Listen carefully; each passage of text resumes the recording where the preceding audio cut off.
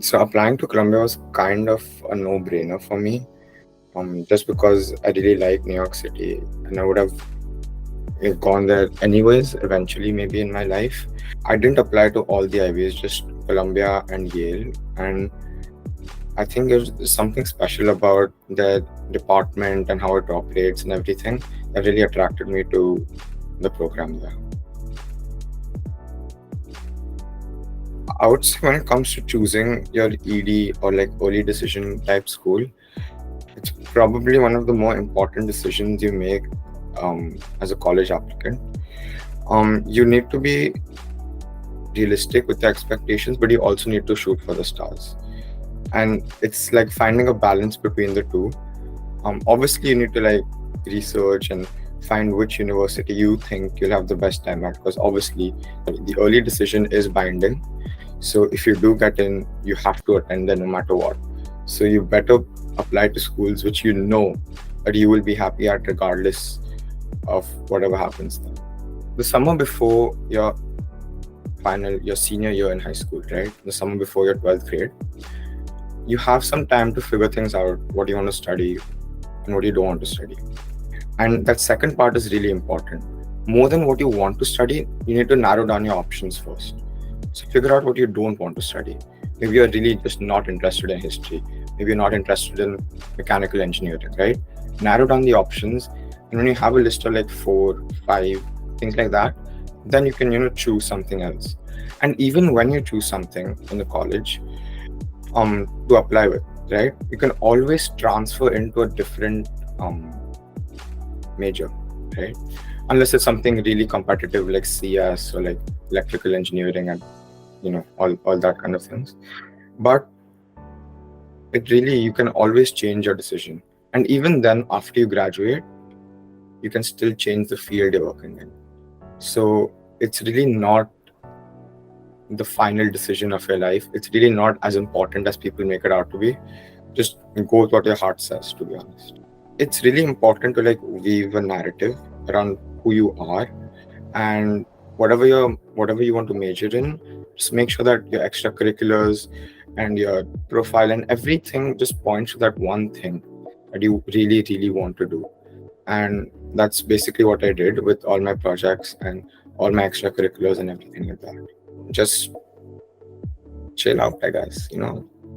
It's gonna be okay no matter what happens, and you'll all end up somewhere good. You'll all end up hopefully happy. I wish happiness for all of you. And yeah, just do your best. Whatever happens, right? Sometimes effort does not equal to results, and that's okay. To be honest, the tennis route was what I wanted to do initially. It didn't work out, but still I'm hopeful that something works out at Columbia. And why I chose the purely academic route is simply because I saw maybe there's more potential in me than what I was getting out through the tennis route. And that's all I saw.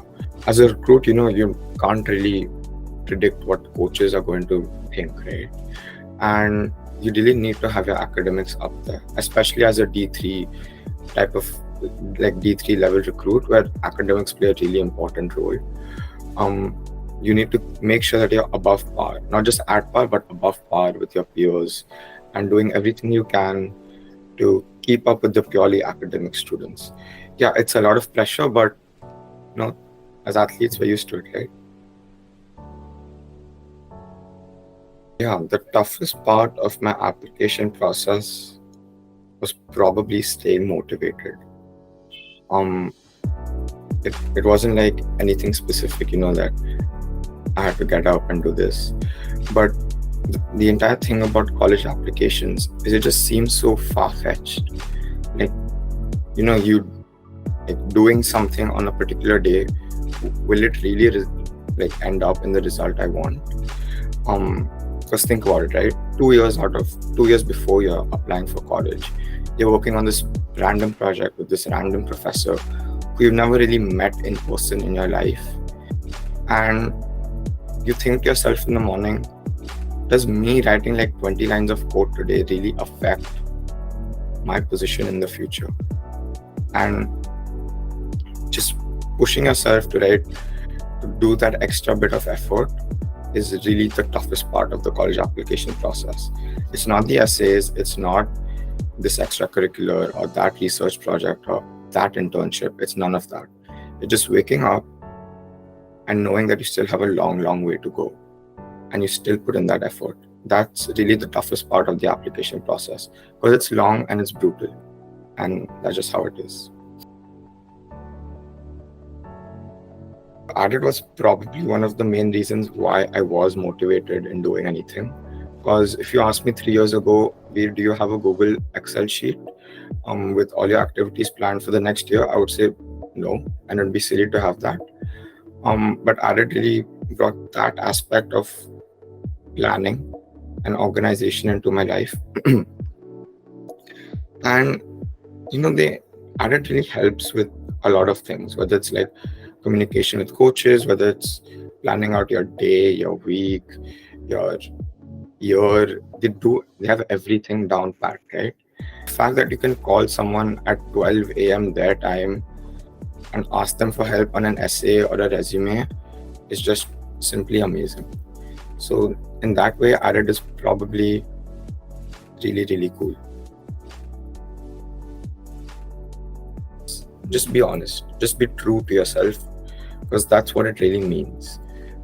Admissions officers don't want to see fake stuff, Just be who you are, and that's more than enough.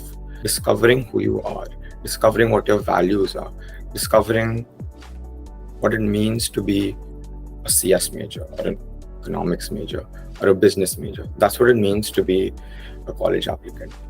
Everything else is just extra and unnecessary. So, for example, if I was going to any other college, maybe not Columbia, maybe a not as well-known college, I would still be happy. Why? Because I gained way more in this process.